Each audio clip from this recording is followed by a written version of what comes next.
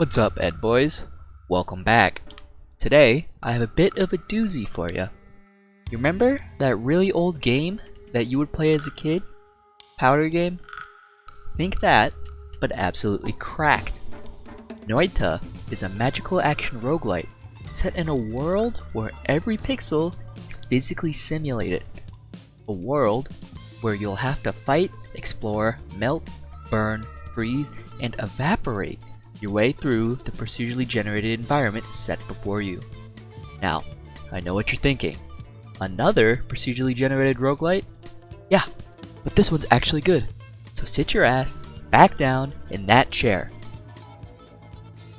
While the game seems simplistic, I can assure you this game has the deepest and most complicated mechanics that you or I have ever seen. There's a fully fledged alchemy system in this game that uses the various powders and liquids to create even more volatile mixtures. Each seed also has a random recipe for a healing liquid, so I highly recommend that you use this website to find out what that recipe is. But be careful when doing alchemy, because your character breathes, and will fail to breathe if buried in powder, liquids, and any gases that aren't oxygen.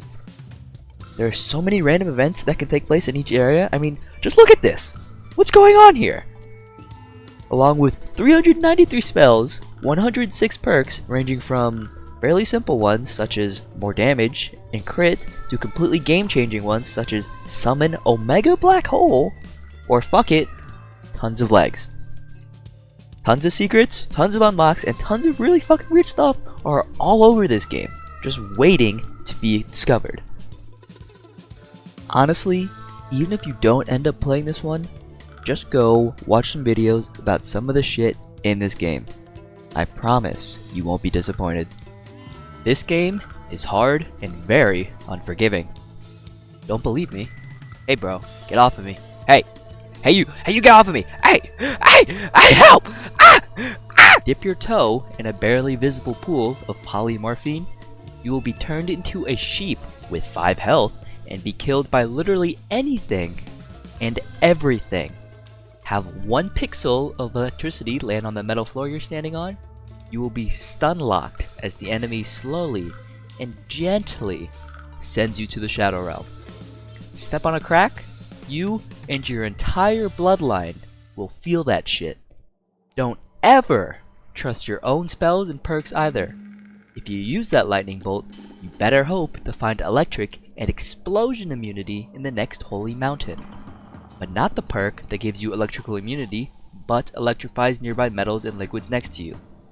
Because what will happen is that you will be stunned and fall 5 stories into a small puddle of water. Luckily, there is no fall damage, so that won't kill you. But the explosive barrel that is also in that very same puddle of water will explode, and definitely kill you. Here's my foolproof plan for winning the game. Always kick this thing down into the mines. If it doesn't kill anything, then instantly restart. Sometimes it'll be a wooden cart, sometimes it'll be a mine cart, but always kick it down. It may take you quite a few attempts, but you need to kill something, otherwise the run is going to have bad juju. You'll know you've killed something because anything crushed by an object will always drop double gold. Then, eat the corpse of whatever you just squashed to death in order to assert your dominance. The mine is pretty safe, so farm for some gold and try to find all of the wands. And do not go all the way to the right for this orb. It may improve your health, but unless you can run really fast, then give this place a wide berth. Hope to find wands with good spells so you can rearrange them into more useful wands. Also, hope to find some good potions such as pheromone or ambrosia. And forget to use them anyways. The game really starts to ramp up at Hisi base since it's a very confined area there and you can easily die from many things such as these guys that keep spawning enemies, electricity since the floors are metal, or even blowing yourself up. If you can get certain perks, then your chances of success will massively improve. But the cost of re-rolling doubles each time, so sometimes you'll just have to take whatever you can get. With a little bit of skill and good area generation, you'll eventually make it to the final boss. And unless you spent the entire game just running straight towards the exit, then the base boss shouldn't be that big of a problem. you already couldn't tell, there's a lot of stuff in this game, but instead of telling you everything, I believe it's just better if I show you. I got a wand with the lightning bolt spell, very strong and very deadly. My best description of this wand is that it is very lightning-y. Thanks, Emil. I also got a perk that spawns a ghost when I kill an enemy, and these ghosts absolutely fuck up other enemies, spawning even more ghosts. It's like when you see an ant. If you see one, then rest assured there will be many, many more. As you can see, it is quite effective, but this run went south since dropping in on the enemies wasn't very helpful, and they were too close to shoot, and I couldn't kill any of them, so the ghosts couldn't spawn. So in the end, I fell into some lava and died from this guy. Another run, I had a spark bolt with a trigger, and once the spark bolt hit something, it fired a homing plasma cutter that digs through the ground. Whenever I kill something, it also spawns a mushroom that walks around and explodes. And some rats too, just for the fuck of it. My health slowly kept getting whittled away, and eventually I got melted by some acid. This next run, I was quite early on to my playthrough, so I wasn't very familiar with building wands at this point. But I chose faster wand recharge as a perk, and this set the cast delay to negative 0.03 seconds and the recharge time to 0.02 seconds. I think this might have broken the game a little, since even when I was out of mana, it just kept on firing. To be fair, it did like no damage, but luckily I found some other wands that did the job. I got to the area just before the boss, and this time, I fell in another bucket of lava, and I died.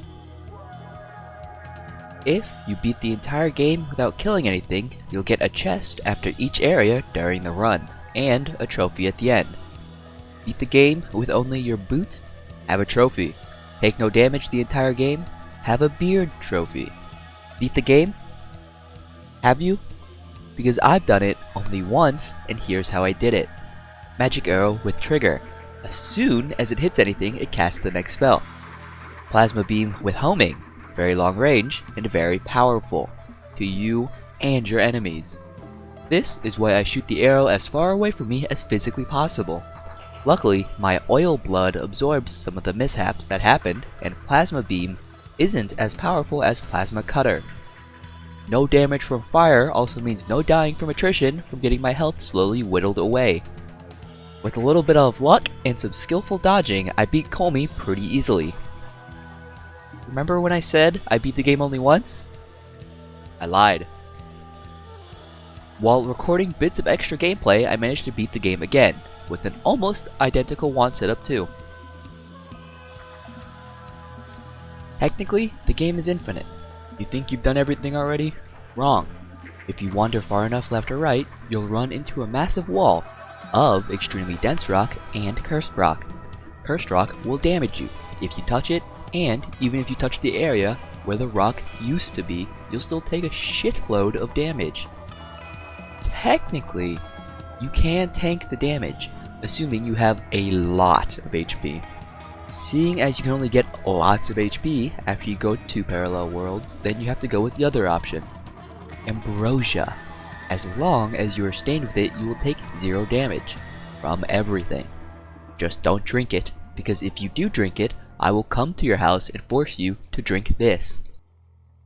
But once you break through, you just keep playing through the game as you have been, and keep collecting more spells, health, and perks. Theoretically, you can do this infinitely, since the parallel worlds will keep spawning, but eventually your PC will implode, since it still has to render all of the past worlds you've been in. And if you want to complete the infamous 34 orb run, you'll have no other choice than going to these other lands. Although the game is procedurally generated, there are always certain things that will always spawn. To the left, there will always be this big ass tree, and to the right, this desert along with a bunch of various locations underground. You won't even have the same start every game. You'll get different wands and even different potions. Maybe a potion of ambrosia, or maybe even a potion of acid, very deadly to the ground, to enemies, and to you. It's hard to find many things wrong with this game, but my only valid complaint is that some of the real endgame stuff is just about impossible for 95% of the people who end up playing this game. While all of these super complicated and super difficult portions of the game are all well and good for those ride or die fans, Many of us will never make 2 suns and bring one of those suns down to the bottom of the map in order to get this stone piece and some more drip for our Noita. But really, this isn't a complaint. You really can't complain about more endgame content, because it's stuff to do after you've already beaten the game. There's even a new game plus that goes all the way up to NG plus 28, with the final boss eventually getting 1,557,545,012,718 health and immunities to most damage types. While the game is hard, it's up to you to get better, and up to you to best use the tools at your disposal. A big shout out to a guy known as Fury Forged. I referenced his videos heavily for this review and even used some of his clips. Although I don't know him personally, he was the one that sold me on the game. He's a G, and I would highly recommend his videos for those that want to get into the game. Anyway, you know the whole spiel about subbing and everything. Okay, bye!